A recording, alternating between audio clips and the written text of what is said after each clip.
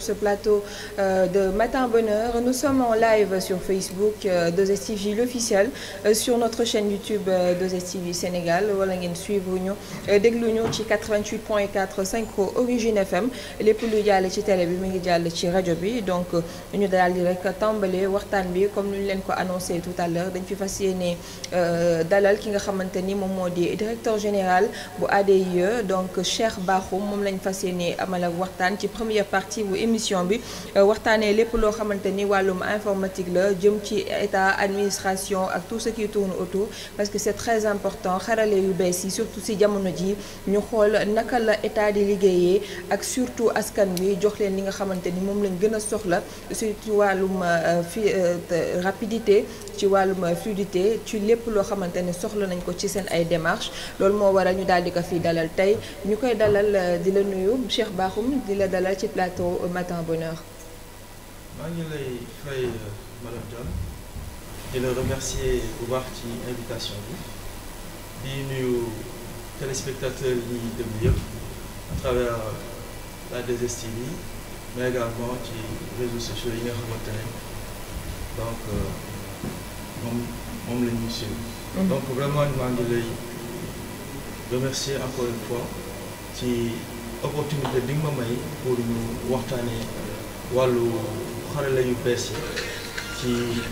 jëmale ci état bi. rawatina nag li nga xamante ne dañu koy def jagleel ko askan bi pour yombal seen dund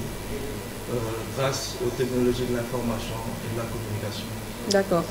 jamono ji ñu ngi ci contexte de crise gis nañ que ni nit ñi booy xool ñu ngi ci confinement donc la majeure partie muy seen ay démarches muy seen ay li ñuy lijjanti yëpp presque ci internet bi lañ koy defee wàllum informatique jamono ji moo gën a dox sax booy xool yenn démarches yoo xamante ni ñu ngi ko nit ki mi ngi koy jug di ko defi est-ce que yéen sentir ngeen impact boobu sentir ngeen que ni réellement am na benn besoin bu gën a yokku demande bi gën a yokku ci côté boobu. waaw boo xoolee nag ci wàllu woowu lépp luy démarche administrative daanaka en tout cas monde bi yëpp dina changer bu baax ndax Covid 19 bi dafa bari loo xamante ne changé na. parce que gis nañu réew yu bari appliqué nañu confinement loolu maanaam ñëpp toog seen kër pour maanaam endiguer maladie bi loolu nag pour activité économique bi mën a continuer. gëm naa ne donc ak xarala yu bees yi dina permettre que continuité activité boobu mën a am donc tey état yi ñu ngi rawante ci seeni ay politique yoo xamante ne jagleel nañ ko wàllu numérique buy mën a permettre seeni ay citoyens ñu mën a bénéficier d'un maximum de services lu ñu woowee les services digitaux yu leen mën a permettre encore une fois ñu mën a def seeni ay activités sans pour autant ñu mën a déplacer wu. Sénégal nag dafa am benn en tout cas benn gis-gis bu bees boo xamante ne le président Macky Sall moom moo ko teg depuis 2012 parce que suñu réew amuloon un plan de développement boo xamante ne moom moo ñuy permettre ñu mën a nekk un pays émergent.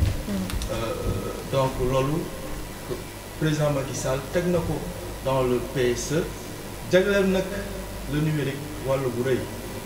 moom mooy dafa nekk tey un fondement ci lépp luy suñu développement économique et social loolu nag am na pàcc bu mag boo xamante ne tey jagleel nañ ko agence de l'informatique de l'État moom mooy ñu tabax lépp luy infrastructure de télécommunication buy mën a tax tey ñu mën a defar ay services en ligne yu bare bare loolu moom moo tax agence de l'informatique de l'État tey booy xool développé nañ lu ñu woowee donc large bande maanaam fibre optique tey am na daanaka dans les 45 départements du Sénégal am na également au niveau de plusieurs localités en tout cas les grandes communes loolu muy permettre tey ñu mën a am du haut débit daanaka ci Sénégal bi loolu nag moom mooy tax ñu mën a am ay services digitaux ci wàllu woowu nag président Macky Sall donc dafa xalaat benn projet bu ñu wooyee les maisons du citoyen bi nga xamante ne fii ak mi di jeex bëgg nañ vraiment mu tàmbali daanaka ci 45 départements yi loolu moom mooy lan moom mooy tey dañu seetlu ne te administration bi jublu nañ bu baax ci lépp luy service en ligne maanaam ñu dématérialiser suñu ay procédures donc au lieu citoyen bi di dem directement ci administration bi mu dem tout juste sur une plateforme donc ñun tey développé nañ plateforme bu ñu woowee teledac.gouv.fr wala mon service public.gouv.sn loolu boo fa demee da ngay gis lépp luy service en ligne donc pour permettre citoyen bi donc mu def directement sa demande. sans pour autant mu déplacer wu day toog fi mu toog maanaam def yenn demande yu mu bëgg a def. voilà donc comme par exemple si je prends l'exemple de yenn c'est-à-dire lu ci mel ay état civil. ñu bëggoon dem def demande bi wala def dépôt donc mën nañ toog seen kër daal di def lu ni mel. mën naa joxe un exemple tey c'est un sujet d'actualité lu lépp loo xamante ne moom mooy permis de construire tey dématérialiser nañ ko complètement. parce que maanaam mooy tey nit ki bu bëggee tabax donc këram bu ñëwee ci plateforme teledac.gouv.sn dina mën a def donc sa demande en ligne sans pour autant mu déplacer wu. donc il suffit juste mu créer un compte dans notre plateforme et puis mu suivre l'évolution de son dossier jusqu'à l'obtention ou non de son permis de construire. wàllu état civil ici def nañ ci ay jéego yu mag parce que wàllu woowu dañ ko jagleel les collectivités territoriales donc maanaam communes yi ñoom ñoo yor wàllu woowu waaye nag état bi jàppale na leen ci lépp loo xamante ne moom mooy informatisation. te tey le ministère en charge des collectivités territoriales mu ngi liggéey ci projet boo xamante ne day généraliser vraiment l'accès donc de l'état civil en ligne et l'informatisation intégrale de mais dans ce cas donc ci wàllu woowu aussi agence de l'informatique de l'État ci lépp la moo xamante ne moom mooy appui conseil mise à disposition des infrastructures de télécommunication dañ ko ci def pour ce serait bien aussi jàppale les collectivités territoriales pour ñu dématérialiser complètement donc l'état civil. donc vraiment dina woon baax aussi ñu xam est-ce que à l'intérieur du pays tenir nañ leen en compte c'est-à-dire ñi nga xamante ne ñoom ñoo nekk ci yenn zones yu reculées yi souvent bu ñu gisee wàllum xarale yu bees yi ñoom dañuy mel ni dañ leen ci fàtte parce que gis nañ ni par exemple ci temps Covid bi ñu nekk rek bu ñu fi waxee waxu apprentissage à distance ñu bëri dañuy am problème ñi nga xam ne nekkuñu Dakar dañuy am problème ngir mën a jot ci yooyu la xarale surtout sax am internet boo xamante ni bu stable la bu ñu mën a jàngee. waaw wàllu woowu nag dëgg la suñu dëkk am na ay jéego yu bari yoo xamante ne war nañu ko def pour mën a woowee pour mën a am lu ñuy wax. couverture en tout cas accès universel du broadband du large bande de l'internet donc wàllu woowu nag am na ay jéego yu bari yoo xam ne suñu réew def na ko tey boo seetloo am nañu ñetti opérateur de télécommunication yoo xamante ne ñu ngi def seen en tout cas seen wàll pour mën a am couverture ci Sénégal bi yëpp waaye nag am na lu des dafa naa ne le régulateur l'ARTP ñu ngi liggéey pour vraiment gën a ñaax opérateurs yi pour que ñu gën a étendre seen couverture au niveau national waaye nag yemuñ ci loolu parce que président Macky Sall. mais est-ce que mën nañ xam jamono ji yan zone ñoo gën a mën am bénéficier wu ci loolu ak ñi nga xamante ni foofu dafa xaw a sooxee. voilà booy seetlu les opérateurs ñoom dañu am seen modèle économique. En général zone yi nga xamante ne ci la ñuy investir pour vraiment am couverture bu baax mooy zone yu gën a peuplé zone yu am ay nit yu bari donc booy seetlu donc zone yi nga xamante ne dañu reculer wala population densité bi bariwul du ñu faral di investir foofu loolu moo tax nag agence de l'informatique de l'État war a jouer un rôle déterminant pour accès universel boobu donc président Macky Sall daf ñu wax ñu déployer infrastructure yi donc ci département yëpp ñu ngi koy def léegi nag beneen étape bi nga xamante ne dinañu ko tàmbali ci ay bis yu néew moom mooy infrastructure boobu dañu koy ibi opérateurs yi ñoom ñu mën a utiliser infrastructure boobu pour mën a jox aux Sénégalais donc l'accès à internet l'accès au broadband donc loolu bu ñu ko defee gëm naa ne fii ak ay 2 ans ou 3 ans war nañu mën a am une couverture intégrale et dense, donc en tout cas du territoire, pour permettre un accès universel à nos concitoyens. Parce que loolu rek moom mooy permettre tey service en ligne yi nga xamante ne ñu koy développé tey boo xool ADIE développé nañ plus d'une centaine de procédures yoo xamante ne mënu nga ko def en ligne. waaye nit ñi bu ñu amul donc la connectivité dina jafe. waaye rek président Macky Sall yemul ci loolu dafa ne dañuy tabax ce qu'on appelle les maisons du citoyen maanaam tey dañuy def un guichet unique pour l'ensemble des services digitaux pour jàppale sénégalais yi ci ni nga xamante ne noonu la ñuy def les procédures yi parce que une chose est de mettre en ligne des procédures une autre chose est quand même de faire ces procédures là parce que dañu gis ne bëri na ñoo xamante ne dañuy am ay jafe-jafe pour def remplissage formulaire yooyu en ligne pour télécharger documents yi donc jafe-jafe yooyu pour ñu mun leen ci jàppale donc dañuy tabax ces maisons du citoyen pour que ñu former ay opérateurs nga xamante ne dañuy nekk ci maison yooyu pour que Sénégalais yi bu ñu ñëwee foofu mooy maanaam dans ces 45 maisons du citoyen dañ leen di jàppale pour ñu remplir ces formulaires là donc loolu dina vraiment faciliter Sénégalais yi pour ñu mën a am accès donc ci service administration yi et de manière générale dinañu liggéey ak secteur privé yi pour que service yi nga xamante ne Sénégalais yi soxla nañ ko yëpp ñu mun ko def en ligne pour que vraiment encore une fois suñu réew mën a def ay jéego yu mag ci wàllu développement grâce au numérique. d'accord ñu nekk ci benn ère boo xamante ni dañuy dégg wàllum cybercriminalité cybersécurité et tout ça surtout bi nga xam ne xarale yu bees yi daal di nay taxaw dañuy faral di dégg genre terme yooyu yéen yëpp yan liggéey ngeen ciy liggéey et surtout bu ñu mënee leeralal surtout ñi ñi seetaan réellement ce que c'est pour ñu xam yéen seen wàll ci mbir moomu. waaw wàllu woowu nag nekk loolu am solo parce que xarale yu bees yi aussi am na des aspects positifs donc wax nañ ci tuuti. ci lépp luy dématérialisation service en ligne waaw am na aussi des aspects négatifs aspect négatif yooyu li ngay wax bokk na ci mooy maanaam ñu am des cybercriminels mooy maanaam ñu utiliser des services numériques pour ci def lu ñaaw loolu nag bu amee te gis nañu ne daanaka ci monde bi yëpp loolu problématique majeure la da ngay gis ay états yoo xamante ne sax dañuy bloqué wu récemment gis nañu le cas de l'Australie boo xamante ne dafa am attaque majeure bloqué tout son système d'information loolu nag loo xamante ne la lu mën a am la. Sénégal fii mosuñu am jafe-jafe boobu. état yi mën nañ exposer les grandes entreprises aussi dañuy exposer ci wàllu cybersécurité donc loolu nag pour nga mun koo xeex faaw nga protéger ko comme réew nu muy amee armée pour protéger réew noonu la aussi sunu cyberespace bi noonu la waree sunu armée maanaam sunu en tout cas dispositif boo xamante ne dina xeex attaques yooyu non seulement dinañu mën a superviser suñu ay réseaux suñu ay plateformes 24 heures sur 24. Mais également dinañu mën a faire face à chaque fois qu'il y a une attaque informatique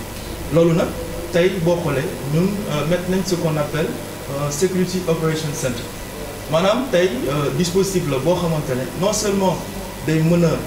xam lépp lu xew ci réseau bi képp koo xamante ne da nga dugg ci réseau bi te waru ci dugg wala nga def ci lu ñaaw ñu mën la identifier teg la daan yi nga xamante ne la loi sénégalaise prévoit na parce que encore une fois sunu loi bëri na loo xamante ne ci wàllu cybersécurité légiféré nañ ci ba pare am nañ également la commission des données personnelles pour vraiment protéger les données des Sénégalais parce que gis nañu léegi à chaque fois ci réseaux sociaux yi nit ñi jël ay données. image yu jàmbur wala voilà di ko génne ci presse wala loolu yëpp c'est puni par la loi donc am nañ organisme boo xamante ne depuis 2014 mettre nañ ko en place pour mën a lutter contre ces fléaux là donc encore une fois wàllu cybercriminalité tey am nañ un dispositif opérationnel donc au niveau du Sénégal waaye nag war nañ gën a def beaucoup plus de moyens pour vraiment faire face à ce fléau là parce que encore une fois notre pays se digitalise de plus en plus donc il va falloir investir au maximum au niveau donc des ressources informatiques en matière de cybersécurité pour que vraiment nous puissions faire face à tout à l'heure yaa ngi wax ci wàllum attaques yi nga xam ni jot nañ ko am ñenn ñi seen ñi nga xam ne ñu ngi féete bitim réew seen ay base de données et tout ça est-ce que Sénégal yéen mës ngeen jànkoonteel genre mbir yu demee noonu. waaw boo xool nag ci wàllu attaque informatique ñun daanaka amul semaine buy jàll te amuñu ay attaque. waaye nag ci à quel niveau par exemple. niveau yu bari donc tey lépp loo xamante ne mu ngi ci réseau bi rek ci susceptible d'être attaqué waaye nag dañu am un dispositif boo xamante ne day superviser donc suñu ay réseau donc mooy maanaam tey ku attaqué doo dugg parce que mettre nañ ay équipement ak ay dispositifs yoo xamante ne ba yow doo mën a dugg wala sax boo duggee ñun dinañ la mën a maîtriser génne la préserver suñu ay données donc Sénégal nag macha allah ba léegi en tout cas ci li ma jot a xam. amul benn yoon bi nga xamante ne ci wàllu état bi jël nañ corrompre nañ ay données wala vraiment perdre nañ suñu ay données ci wàllu woowu. donc mais nag loolu lu tax encore une fois ñu war a renforcer nos dispositifs en matière de lutte contre la cybercriminalité parce que loolu rek moom moo ñuy permettre ñu mën a prévenir ci yenn attaques yi mais du loo xamante ne mën nga ne à 100% am nga une protection intégrale. d'accord tout à l'heure ñi ngi laal benn point ci wàllum CDP c'est-à-dire commission bi nga xam ni moo yor wàllum données personnelles moomeelu nit yi donc yéen gis ngeen actualité bi xew fan yi yëpp ci wàllum benn ay messages vocaux yoo xamante ni jot na tas un peu partout am ñoo xamante ni bi ñu ko gisee dañ ni li ñu njëkk a laajte mooy kan moo divulgué yooyu les messages est-ce que yéen jot ngeen ci saisir autosaisir ci mbir moomu. ñun nag duñu justice et encore une fois on est une agence d'exécution qui met en œuvre la politique informatique de l'État waaye comme ni ñu ko waxee en tout cas ay phénomènes loo xamante ne dañu koy ñaawlu parce que clairement nit amul droit nga am une conversation privée nga koy génnee donc au niveau du public parce que loi daf ko aye donc loolu nag bu amee foog naa ne suñu ay juridiction